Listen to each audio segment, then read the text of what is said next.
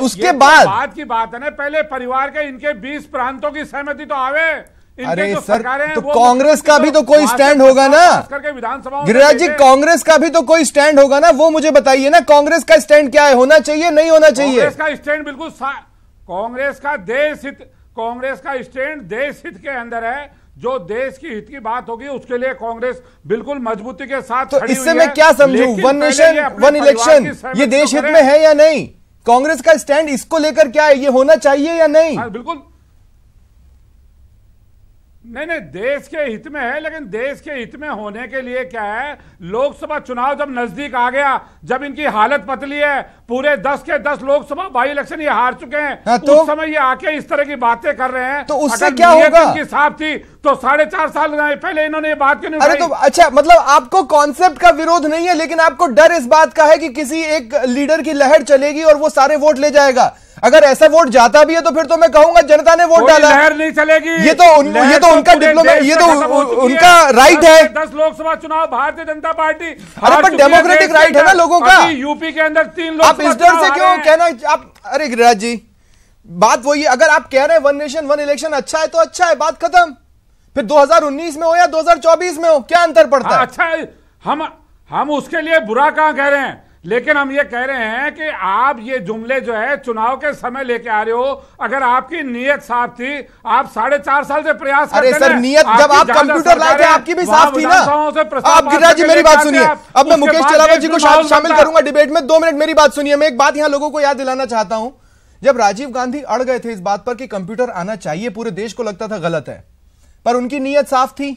बाद में कंप्यूटर का इस्तेमाल भी समझ में आ गया और उसका बेनिफिट भी हुआ, क्योंकि राजीव गांधी ने 50 साल बाद की स्थिति को पोर्ट्रे किया। उनकी जो नजर थी वो अगले साल या उसके अगले साल या 10 सालों पर नहीं थी, उसके आगे थी। तो अगर 1-2 साल अगर कोई बेनिफिट ले भी जाता है तो उसके बाद तो नेशन का फायदा है ना। मुकेश जी, मैं आपसे यह जानना चाहता हूं, क्या कारण है कि आपकी सारी चीजों को एक पर्टिकुलर माइंड फ्रेम से ही देखा जाता है कि लोग आप पर भरोसा ही ना कर पाए? देखो, सबसे बड़ी बात तो यह है कि गिरिराज जी का यह कहना कि पहले आप अपनी सरकारों से तो ले।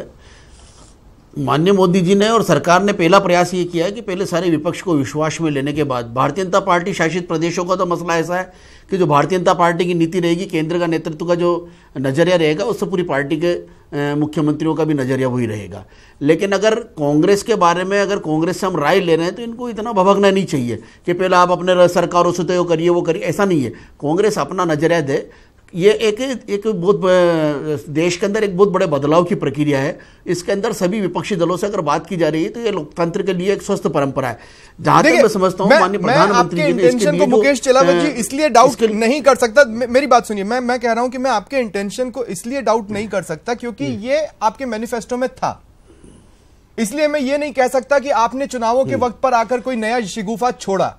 लेकिन इसके बावजूद भी मेरा सवाल अब भी वही है कि आपके कोई शिगुफा नहीं है, ये शिगुफा नहीं है। वो क्या कमी है आप में जिसके कारण लोग ट्रस्ट नहीं कर पा रहे? नहीं, लोग ट्रस्ट कर रहे हैं। अगर कांग्रेस ट्रस्ट नहीं कर रही तो इसका मतलब नहीं है कि ये लोग ट्रस्ट नहीं कर पा रहे हैं। कांग्रेस का अपना नजरिया हो सकता है, उसकी अपनी मजबूरियां हो सकती है। जो क्षेत्रीय राजनीतिक दल है, जो क्षेत्रीय राजनीतिक दल है, उनकी अलग परिस्थितियां हैं, उनकी अलग मजबूरियां हैं, इसलिए उनका विरोध करने का कारण कुछ और हो सकता है। हाँ। लेकिन सीधा सीधा यह है कि माननीय प्रधानमंत्री जी का जो नजरिया है उसके पीछे उनका साफ लॉजिक है कि चुनाव आयोग का खर्चा कम होगा, जो सुरक्षा की स्थिति है, जैसे सैन्य बल लगते हैं, पुलिस की, इनकी जो दुरुपयोग होता है वो नहीं हो पाएगा।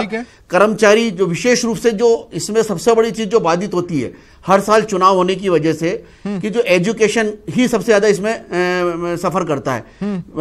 अधिक वर्ग में कर्मचारी है तो वो शिक्षक वर्ग है, और शिक्षा मैं आपको बताता हूं लोग लगाया जाता है तो विद्यार्थियों का अध्ययन और अध्यापन। मुकेश चलावत जी मेरी बात को ध्यान से सुनिएगा, मैं आपको बताता हूं लोग डाउट क्यों कर रहे हैं। ये आपके मैनिफेस्टो में था, 2014 में भी था। आपने समय समय पर ये बात सामने लाकर रिएक्शंस लोगों की लेते रहे, लेकिन ये नहीं दिखा कि आप कोई ठोस प्रयास कर रहे हैं। अब जब इलेक्शन सर पर है 2018 का और 2019 का, तब इस पर आपसी सहमति बनाए। 4 साल में तो बन चुकी होती ना, इसलिए लोग डाउट कर रहे हैं। ये तो मानते नहीं, इसमें देखो स्वप्निल जी ये कोई थोपे जाने वाला जैसा निर्णय नहीं है। हाँ। इसमें 1999 में भी जब विधि आयोग ने इसकी सिफारिश की थी, ठीक है, उस समय उन्होंने यही कहा था कि अगर राजनीतिक दलों को आपत्ति नहीं हो तो 2002 के अंदर जब संविधान आयोग के अंदर रिपोर्ट प्रस्तुत की गई, उसमें भी यही कहा सो फार एज पॉसिबल, अगर संभव हो तो सरकार का प्रयास ये कोई थोपना नहीं है। ठीक है, सरकार का प्रयास ये रहेगा कि सब अगर सो फार एज पॉसिबल